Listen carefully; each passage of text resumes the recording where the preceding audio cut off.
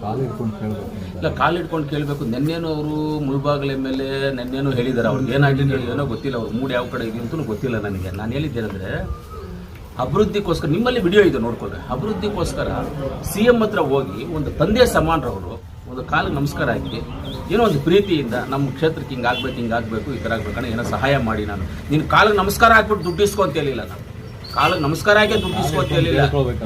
ನಾವೇನು ಕಾಲಿಡ್ಕೊಂಡು ಕೇಳ್ಕೊಂತ ಹೇಳಿದ್ವಾ? ಕಾಲಿಡ್ಕೊಂಡು ಕೇಳ್ಕೊಂತ ಹೇಳಿಲ್ಲ. ನಾವು ದೊಡ್ಡವರು ತಂದೆ ಸಮಾನರು, ನೀವು ವಿಡಿಯೋ ನೋಡಿ, ದೊಡ್ಡವರು ತಂದೆ ಸಮಾನರು ಅವ್ರಿಗೆ ಹೋಗಿ ಒಂದು ನಮಸ್ಕಾರ ಹಾಕಿ ನನ್ನ ಕ್ಷೇತ್ರಕ್ಕೆ ಹಿಂಗಿದೆ ಕಾಲಿಗೆ ನಮಸ್ಕಾರ ಹಾಕಿನೇ ಅಂತ ಹೇಳಿದೆ. ನಮಸ್ಕಾರ ಹಾಕಿ ಒಂದು ನನ್ನ ಕ್ಷೇತ್ರಕ್ಕೆ ಹಿಂಗಿದೆ ಸರ್, ನನ್ನ ಡೆವಲಪ್ಮೆಂಟ್ಗೆ ಸಹಾಯ ಮಾಡಿ ಅಂತ ಕೇಳಿದ್ರೆ ಖಂಡಿತವಾಗ್ಲೂ ಆಗುತ್ತಪ್ಪ ಕೆಲಸ. ಕಾಲು ಹಿಡ್ಕೊಂಡು ಕೇಳ್ಕೋಬೇಕು ಅಂತ ಈ ಥರ ಉಲ್ಟಾ ಮಾತಾಡಿ ಹಿಡ್ಕೊಂಡು ಕೇಳ್ಕೊ. ನೀನು ಬೇಡ ಅಂತವ್ರು ಯಾರು? ಹಿಡ್ಕೊಂಡು ಕೇಳ್ಕೊಂಡ್ರೆ ನಾವೇನು ಬೇಡ ಅಂತೀವ? ಹೋಗಿ ಹಿಡ್ಕೊಂಡು ಹೇಳಿರೋದನ್ನ ಏನು ಹೇಳಿರ್ತೀವಿ ಅದನ್ನ ಒಂದು ತಂದೆ ಸಮಾನರು ಗೌರವವಾಗಿ ನಾವು ಹೇಳಿದ್ರೆ ಅದನ್ನ ಕಾಲಿಡ್ಕೊಂಡು ಕೇಳ್ಕೊಂಡ್ರೆ ಕೊಡ್ತಾರಂತೆ. ಕಾಲಿಡ್ಕೊಂಡೇ ಕೇಳ್ಕೊ. ಯಾರು ಬೇಡ ಅಂತವ್ರು ಯಾರು? ನೀನು ಕಾಲಿಡ್ಕೊಂಡೇ ಕೇಳ್ಕೊ. ಈಗ MLA ಆಗ್ಬೇಕಾದ್ರೆ ಜನರ ಕಾಲಿಡಿಯಲ್ವಾ?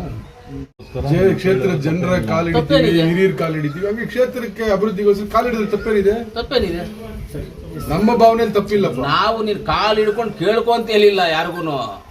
ಒಂದು ದೊಡ್ಡವರು ತಂದೆ ಸಮಾನರು ನೀವು ಹೋಗಿ ಒಂದು ಕಾಲಿಗೆ ನಮಸ್ಕಾರ ಹಾಕಿ, ಸರ್ ನನಗಿಂದ ಅಭಿವೃದ್ಧಿ ಮಾಡ್ಬೇಕು ಸರ್ ಹಿಂಗೆ ಅಂತ ಹೇಳಿದ್ರೆ ಆಗುತ್ತೆ. ನೀವು ಕಾಲು ಹಿಡ್ಕೊಂಡು ಕಾಸು ಕೇಳೋದು ದುಡ್ಡು ಕೇಳೋದು ಕೇಳಲ್ಲ. ಗೌರವವಾಗಿ ಒಂದು ತಂದೆ ಸಮಾನರಿಗೆ ಕಾಲಿಗೆ ನಮಸ್ಕಾರ ಹಾಕಿ ನಾವು ಕಾಸು ಕೇಳ್ಕೊಂಡಿದ್ದೀವಿ, ನಮಗೆ ಕೊಟ್ಟಿದ್ದಾರೆ, ನೀವು ಹೋಗ್ರಿ ಅಂತೇಳಿ. ಕಾಲು ಹಿಡ್ಕೊಂಡೇ ಕಾಸು ಕೇಳಿ ನೀವು ಅಂತ ಹೇಳಿಲ್ಲ ನಾವೆಲ್ಲೂ. ಗೌರವಕ್ಕೆ ತಂದೆ ಸಮಾನರು ಅಂತ ಕಾಲಿಗೆ ನಮಸ್ಕಾರ ಹಾಕಿ ಅಂತ ಹೇಳಿದ್ದು ನಾನು. ನೀನು ಕಾಲು ಹಿಡ್ಕೊಂಡ್ಬಿಟ್ಟು ಹೋಗಿ ಕಾಸು ಕೊಡಿ ಅಂತ ಹೇಳು, ಕೊಟ್ಟಿಲ್ಲ ಅಂದ್ರೆ ಹೇಳ್ದು ಬಿಡು ಕಾಲನ್ನ ಅಂತ ಅಲ್ಲಿ ಹೇಳಿಲ್ಲ ನಾವೆಲ್ಲ. ಅಷ್ಟೇ.